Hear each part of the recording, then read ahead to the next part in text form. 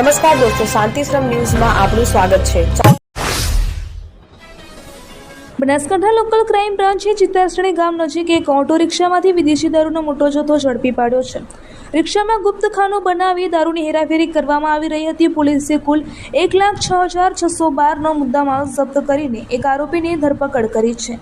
જપ્ત કરાયેલા મુદ્દામાલમાં ભારતીય બનાવટની વિદેશી દારૂની કુલ 264 બોટલોનો સમાવેશ થાય છે, જેની કિંમત 56,112 આંકવામાં આવી રહી છે। દારૂ ઉપરાંત રિક્ષા સહિત કુલ મુદ્દામાલ 1,06,612નો મુદ્દામાલ કબજે કરવામાં આવ્યો છે।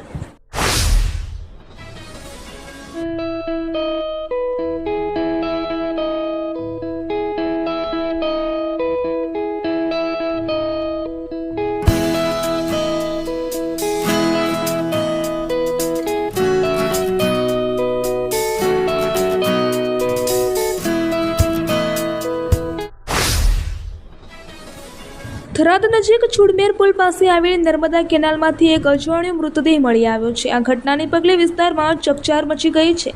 કેનાલમાં મૃતદેહ તરતો જોવા મળતા સ્થાનિક લોકોએ તાત્કાલિક થરાદ ફાયર વિભાગને જાણ કરી હતી।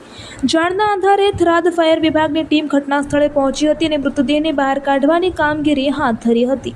ફાયર જવાનોએ સફળતાપૂર્વક મૃતદેહને કેનાલમાંથી બહાર કાઢી પોલીસને જાણ કરી હતી। અજાણ્યો મૃતદેહ મળી આવતા ઘટના સ્થળે લોકોના ટોળેટોળા ઉમટી પડ્યા હતા। થરાદ પોલીસે ઘટના સ્થળે પહોંચી આ મામલે વધુ તપાસ હાથ ધરી છે। આંતરરાષ્ટ્રીય એવોર્ડ મળ્યા બાદ જાણીતા ગુજરાતી ગાયક કલાકાર આદિત્ય ગઢવીમાં અંબાના દરબારમાં પહોંચ્યા હતા।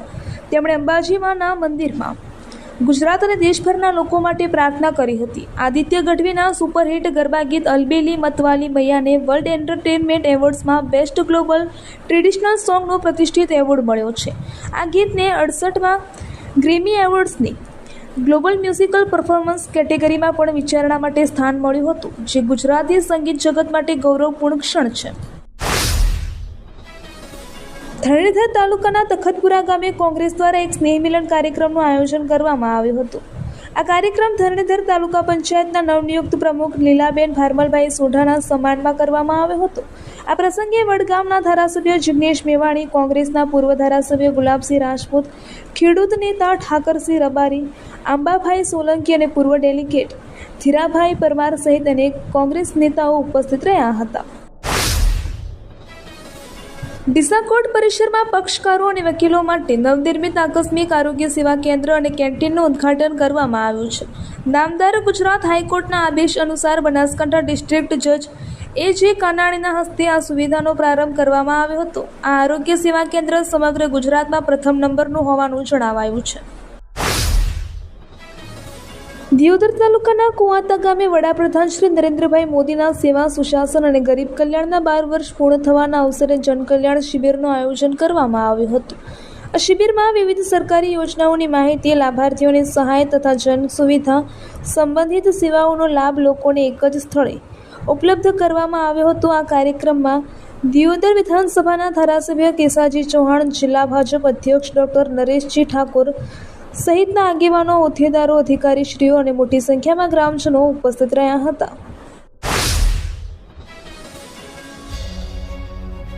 ઉત્તર ગુજરાતનો એકમાત્ર multi city mall happy mall જે આવેલ છે જિલ્લાના વેપારી મથકો દિયોદર, ભાભર, રાધનપુર, વરાહી અને થરાદમાં, જ્યાં મળશે આપને વ્યાજબી દરે જીવન જરૂરિયાતની તમામ વસ્તુઓ તેમજ કપડાં, ગિફ્ટ આર્ટિકલ, પ્લાસ્ટિકની તમામ સામગ્રી, ક્રોકરી અને બીજું ઘણું બધું વધારે। તો આજે જાઓ હેપી મોલ અને કરો ખરીદી તમારી મનગમતી વસ્તુઓની। ભાભર ખાતે રૂપિયા 4.49 કરોડના ખર્ચે નિર્માણ પામનાર આધુનિક સર્કિટ હાઉસનું ખાતમુહૂર્ત કરવામાં આવ્યું હતું। રાજ્ય સરકારના મંત્રી સ્વરૂપજી ઠાકોરે આ પ્રસંગે વૃક્ષારોપણ પણ કર્યું હતું। આ નવું સર્કિટ હાઉસ રાધનપુર હાઈવે પર સબ ડિસ્ટ્રિક્ટ હોસ્પિટલ સામે બનાવવામાં આવશે। ખાતમુહૂર્ત બાદ યોજાયેલા કાર્યક્રમમાં ઉપસ્થિત આગેવાનો, અધિકારીશ્રીઓ અને સ્થાનિક નાગરિકોની હાજરીમાં વિવિધ વૃક્ષોના રોપાઓનું વાવેતર કરવામાં આવ્યું હતું। મંત્રી સ્વરૂપજી ઠાકોરે જણાવ્યું હતું કે વિકાસની સાથે પર્યાવરણનું જતન પણ એટલું જ જરૂરી છે। વૃક્ષો માત્ર પર્યાવરણને જ નહીં પરંતુ આવનારી પેઢીને સ્વચ્છ અને હરિયાળું જીવન પ્રદાન કરવામાં પણ મહત્વની ભૂમિકા ભજવે છે। તેમણે સૌને ઓછામાં ઓછું એક વૃક્ષ વાવી તેનું જતન કરવાની અપીલ કરી હતી। થરાદના ગૌ સર્કલ પાસે આવેલા 4 રસ્તા પર ગમખ્વાર ટ્રિપલ અકસ્માત સર્જાયો હતો. આ ઘટનામાં બાઇક, ટ્રેક્ટર અને કાર વચ્ચે જોરદાર ટક્કર થઈ હતી, જેમાં બાઇક સવાર એક વ્યક્તિનું ઘટના સ્થળે જ મોત નીપજ્યું હતું. આ અકસ્માતમાં અન્ય 2 વ્યક્તિઓને ગંભીર ઇજાઓ પહોંચી હતી. ઇજાગ્રસ્તોને તાત્કાલિક નજીકની હોસ્પિટલમાં સારવાર અર્થે ખસેડવામાં આવ્યા હતા. ટ્રિપલ અકસ્માત સર્જ્યા બાદ કાર ચાલક પોતાની ગાડી લઈને ઘટના સ્થળેથી ફરાર થઈ ગયો હતો. પોલીસે ફરાર કાર ચાલકને ઝડપી પાડવા તપાસ હાથ ધરી છે. પાટણ કલેક્ટર કચેરી ખાતે કલેક્ટરની અધ્યક્ષતામાં યોજાયેલી સંકલન સમિતિની બેઠકમાં બીયુ પરમિશન, કૌભાંડ અને પીવાના પાણીની સમસ્યા મુદ્દે ભારે ગરમાવો જોવા મળ્યો હતો. પાટણના ધારાસભ્ય કિરીટ પટેલે નગરપાલિકાના ચીફ ઓફિસર સામે ભ્રષ્ટાચાર અને બેદરકારીના ગંભીર આક્ષેપો કરતા કુલ 12 મુદ્દા ઉઠાવ્યા હતા. આ મામલાની ગંભીરતાને ધ્યાને લઈને કલેક્ટરે નવા બસ સ્ટેશનની દુકાનોને નિયમો વિરુદ્ધ આપેલી બીયુ પરમિશનના વિવાદમાં ચીફ ઓફિસર સામે તાત્કાલિક પોલીસ ફરિયાદ કરવા કડક આદેશ આપ્યો છે, જેને પગલે પાલિકાના વહીવટીતંત્રમાં ભારે ખળભળાટ મચી ગયો છે. રાજ્યમાં વરસાદ ખેંચાવાને કારણે અને અલ્નીનોની સંભવિત પ્રતિકૂળ અસરને પહોંચી વળવા માટે રાજ્ય સરકારે ખેડૂતોના હિતમાં એક મહત્વપૂર્ણ નિર્ણય લીધો છે.